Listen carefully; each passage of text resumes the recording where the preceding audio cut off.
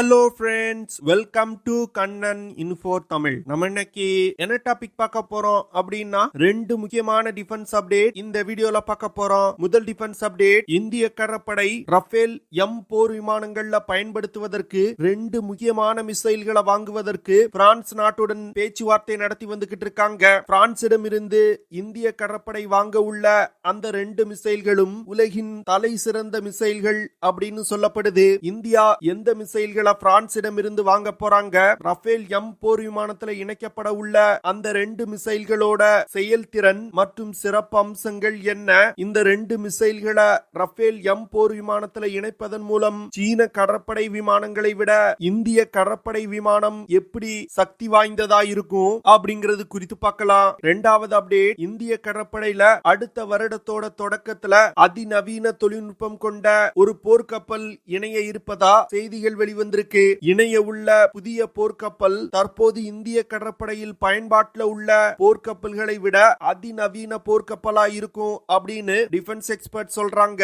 இந்திய கடற்படையில் இணைய உள்ள புதிய போர்க்கப்பலோட செயல்திறன் மற்றும் சிறப்பு அம்சங்கள் என்ன, இந்த கப்பல்களை பயன்படுத்தி இந்தியா என்ன மாதிரியான ஆபரேஷன்களை கேரி அவுட் செய்ய போறாங்க, இதன் மூலமா இந்திய கடற்படையின் வலிமை எப்படி அதிகரிக்கும் அப்படிங்கிறது குறித்து நம்ம டீடைலா இந்த வீடியோல பார்க்கலாம். நம்ம சேனல்ல டிஃபென்ஸ் மற்றும் ஜியோ பாலிட்டிக்ஸ் சம்பந்தமா தினம் ஒரு வீடியோ பப்ளிஷ் பண்ணிட்டு இருக்கோம். உங்களுக்கு நம்ம சேனல்ல பப்ளிஷ் பண்ணக்கூடிய வீடியோஸ் பிடிச்சிருந்துச்சுன்னா சேனலை சப்ஸ்கிரைப் பண்ணி சப்போர்ட் பண்ணுங்க.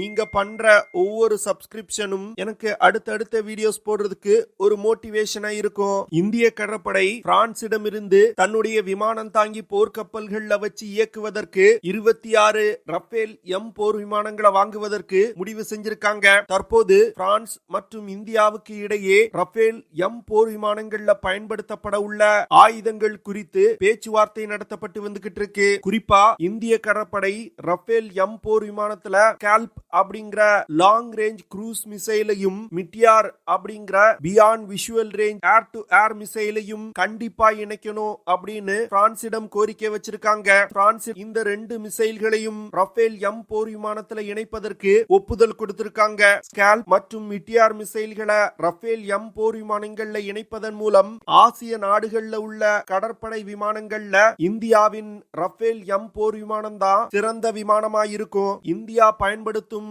ரஃபேல் எம் போர் விமானத்தோட தாக்கும் திறனை அதிகரிப்பதற்கு பிரான்ஸ் முழு ஒத்துழைப்பு கொடுத்து வந்துகிட்டு இருக்காங்க. பிரான்ஸ் நாட்டின் எம்பிடிஏ நிறுவனம் இந்தியா கேட்கக்கூடிய ஸ்கால்ப் மற்றும் மிட்டியார் மிசைல்களை இந்தியாவுக்கு விற்பனை செய்வதற்கு விருப்பம் தெரிவிச்சிருக்காங்க.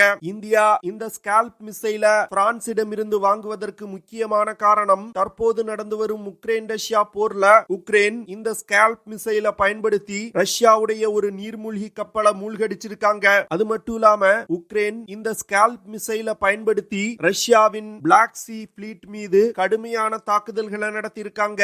இந்த தாக்குதல் ரஷ்யாவுக்கு மிகப்பெரிய சேதத்தை ஏற்படுத்தி இருக்கு. இதனை தொடர்ந்துதான் இந்தியாவும் இந்த ஸ்கால்ப் மிசைல தன்னுடைய ரஃபேல் எம் போர் விமானங்களை இணைப்பதற்கு அதிக முனைப்பு காட்டி வர்றாங்க. கடந்த 20 வருடங்களா சீனா தன்னுடைய கடற்படையை வலிமைப்படுத்துவதற்கு பல திட்டங்களை செயல்படுத்தி வந்துகிட்டு இருக்காங்க. குறிப்பா விமானம் தாங்கி போர்க்கப்பல் மற்றும் விமானம் தாங்கி போர்க்கப்பல்ல வச்சு இயக்கக்கூடிய ஃபைட்டர் ஜெட் விமானங்களை டெவலப் செஞ்சிருக்காங்க. சீன கடற்படையில அமெரிக்காவுக்கு போட்டியா 1,00,000 டன் எடை கொண்ட சூப்பர் கேரியர் விமானம் தாங்கி போர்க்கப்பல்கள் இணைக்கப்பட்டிருக்கு. அது மட்டும் இல்லாம அந்த சூப்பர் கேரியர்கள்ல பயன்படுத்துவதற்கு தேவையான அதிநவீன டெக் பேஸ் ஃபைட்டர் ஜெட்டுகளையும் சீனா உருவாக்கி இருக்காங்க. தற்போதைய நிலையில சீனா உருவாக்கி இருக்க டெக் பேஸ் ஃபைட்டர் ஜெட் விமானங்கள்ல சில பிரச்சனைகள் இருந்தாலும் அதை சரி செய்வதற்கு சீனா முயற்சி செய்து வந்துகிட்டு இருக்காங்க. சீனாவின் இது போன்ற செயல்கள் காரணமா ஆசியால இருக்கக்கூடிய பவர் பேலன்ஸ் பெரும் அளவுல மாற்றம் அடைஞ்சு வந்துகிட்டு இருக்கு. இதனால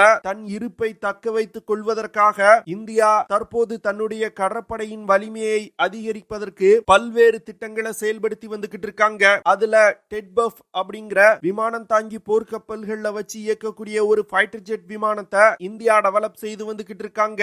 அந்த விமானம் டெவலப் செய்யப்பட்டு வரும் காலகட்டத்தில் பயன்படுத்துவதற்காக தான் இந்தியா பிரான்சிடம் இருந்து 26 ரஃபேல் எம் போர் விமானங்களை வாங்கியிருக்காங்க. தற்போதைய நிலையில இந்திய கடற்படை விமானங்கள்ல இருந்து இயக்குவதற்கு MiG-29K விமானங்கள் தான் பயன்படுத்தப்பட்டு வருது. இந்த விமானத்துல பல்வேறு பிரச்சனை பிரச்சனைகள் இருக்கு. இதன் காரணமாக தன்னுடைய கடற்படை விமானங்களின் வலிமையை அதிகரிப்பதற்காக பிரான்சிடமிருந்து இந்த ரஃபேல் எம் போர் விமானங்களை வாங்குறாங்க.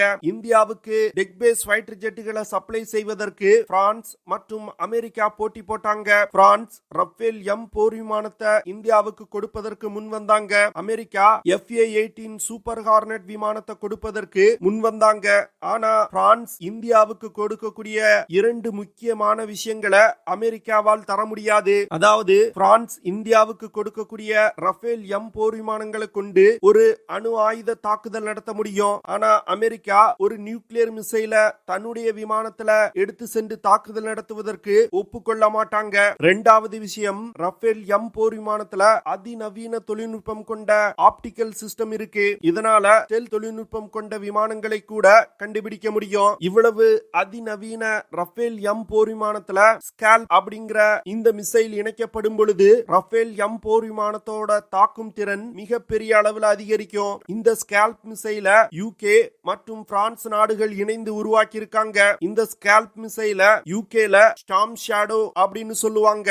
இந்த மிசைல் 1300 கிலோகிராம் எடை கொண்டது. ஸ்கால்ப் மிசைல்னால 450 கிலோகிராம் எடை கொண்ட வெடிபொருளை சுமந்து சென்று தாக்குதல் நடத்த முடியும். இந்த ஸ்கால்ப் மிசைலோட சிறப்பு அம்சமே அந்த மிசைல்ல பயன்படுத்தப்படும் வெடிபொருள் தான். அதாவது ஸ்கால்ப் மிசைல்ல பிளாஸ்ட் பிராக்மென்ட் வார்ஹெட்கள் பயன்படுத்தப்படுது. இதனால இந்த மிசைல்களை பயன்படுத்தி ஒரு தாக்குதல் நடத்தும் பொழுது வலிமையான கட்டமைப்பு கொண்ட கட்டிடங்கள் மற்றும் போர்க்கப்பல்களுக்கு பலத்த சேதத்தை ஏற்படுத்த முடியும். இந்த மிசைலை இயக்குறதுக்கு TRI-6030 டர்போஜெட் இன்ஜின் பயன்படுத்தப்படுது. ஸ்கால்ப் மிசைல்னால 550 கிலோமீட்டர் தூரத்துல உள்ள இலக்குகளை மிக துல்லியமா தாக்க முடியும். இந்த மிசைல்னால 1200 கிலோமீட்டர் வேகத்துல பறந்து சென்று இலக்கை தாக்க முடியும். ரஃபேல் எம் போர் விமானத்துல இணைய உள்ள இரண்டாவது missile Meteor beyond visual range air to air missile. தற்போதைய நிலையில இந்த மிசைல் தான் உலகின் தலை சிறந்த beyond visual range air to air missile. இந்த மிசைல இந்தியா வாங்குவதற்கு முக்கியமான காரணம், சீனா மற்றும் பாகிஸ்தானிடம் லாங் ரேஞ்ச் கொண்ட beyond visual range air to air மிசைல்கள் இருக்கு. அதனால சீனா மற்றும் பாகிஸ்தான் விமானங்களோடு ஒரு ஏர் டு ஏர் காம்பேக்ட் நடக்கும் பொழுது இந்திய விமானங்களுக்கு ஒரு அட்வான்டேஜ் இருக்கணும்னா இந்த மிட்டியார் மிசைல் போன்ற உலகின் தலை சிறந்த மிசைல் இந்திய விமானத்தில் இணைக்கப்பட வேண்டும். இந்தியாவின் DRDO நிறுவனம் அஸ்த்ரா 2 மற்றும் அஸ்த்ரா 3 அப்படிங்கிற ரெண்டு beyond visual range air to air மிசைல்களை உருவாக்கி வந்துகிட்டு இருக்காங்க. அந்த மிசைல்கள் உருவாக்கப்பட்டு வரும் இடைப்பட்ட காலகட்டத்தில் பயன்படுத்துவதற்காக தான் இந்த மிட்டியார் மிசைல்களை ரஃபேல் எம் போர் விமானத்துல இணைக்க போறாங்க.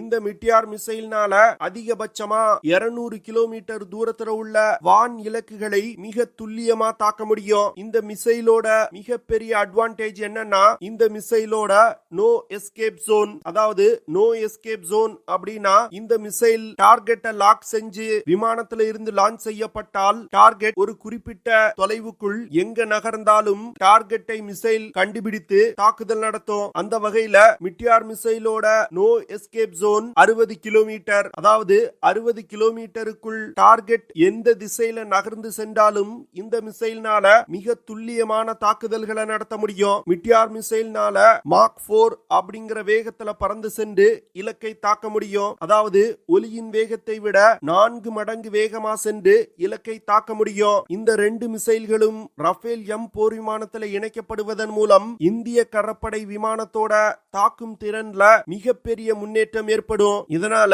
ஆசிய கடற்பகுதியில தலை சிறந்த டெக் பேஸ் ஃபைட்டர் ஜெட்டா ரஃபேல் எம் போர் விமானம் இருக்கும். இரண்டாவது அப்டேட், இந்தியாவின் Mazagon talk ship building limited நிறுவனம் ப்ராஜெக்ட் 17 ஆல்பா அப்படிங்கிற திட்டத்தின் கீழ் அதிநவீன தொழில்நுட்பம் கொண்ட ஸ்டெல் ஃப்ரிகேட்ஸ் ரக போர்க்கப்பல்களை இந்திய கடற்படைக்காக உருவாக்கி வந்துகிட்டு இருக்காங்க. இந்த ப்ராஜெக்ட் ஆல்பா திட்டத்தின் கீழ் INS நீலகிரி அப்படிங்கிற முதல் போர்க்கப்பல் உருவாக்கப்பட்டிருக்கு. இந்த போர்க்கப்பலை அடுத்த வருடத்தோட தொடக்கத்துல இந்திய கடற்படையில இணைக்க போறாங்க. இந்த ப்ராஜெக்ட் ஆல்பா திட்டத்தின் கீழ் 7 அதிநவீன ஸ்டெல்த் தொழில்நுட்பம் கொண்ட ஃப்ரிகேட்ஸ் ரக போர்க்கப்பல்கள் கட்டப்பட்டு வருது. கிட்டத்தட்ட 45,000 கோடி ரூபாய் செலவுல இந்த ப்ராஜெக்ட இந்தியா செஞ்சு வந்துகிட்டு இருக்காங்க. இந்த திட்டத்தின் கீழ் கட்டப்படும் 7 போர்க்கப்பல்களை Garden Reach ship building limited நிறுவனம் மற்றும் Mazagon talk ship building Limited நிறுவனங்கள் கட்டி வந்துகிட்டு இருக்காங்க. ப்ராஜெக்ட் 17 ஆல்பா திட்டத்தின் கீழ் கீழ் கட்டப்பட்டு வரும் போர்க்கப்பல்கள் இந்திய கடற்படையில் இணைக்கப்பட்டால் இந்திய கடற்படையில் உள்ள போர்க்கப்பல்களிலே அதிநவீன போர்க்கப்பல்களாயிருக்கும். நீலகிரி கிளாஸ் ஸ்டெல்த் ஃப்ரிகேட்ஸ் ரக போர்க்கப்பல்களை வார்ஷிப் டிசைன் பீரோ அப்படிங்கிற அமைப்பு டிசைன் செஞ்சிருக்காங்க.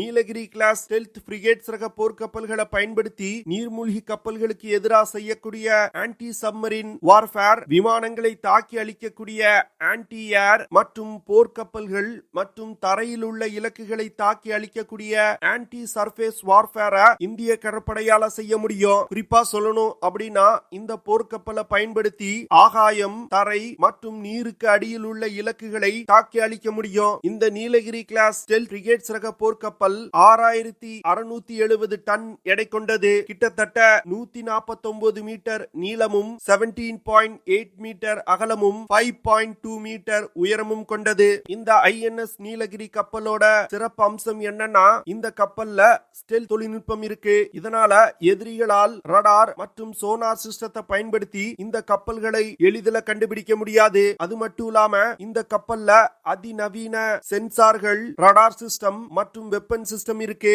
இதனால ஒரே நேரத்துல ஒன்றுக்கும் மேற்பட்ட டார்கெட்டுகள் மீது இந்த கப்பலை பயன்படுத்தி தாக்குதல் நடத்த முடியும். நீலகிரி கிளாஸ் கப்பலை பயன்படுத்தி 4600 முதல் 10200 கிலோமீட்டர் தூரம் வரைக்கும் பயணிக்க முடியும். இந்த கப்பல்னால அதிகபட்சமா 52 கிலோமீட்டர் பெர் ஹார் வேகத்துல பயணிக்க முடியும். நீலகிரி கிளாஸ் கப்பலை இயக்குறதுக்கு 189 செயலர்கள் மற்றும் 35 அதிகாரிகள் தேவைப்படுவாங்க.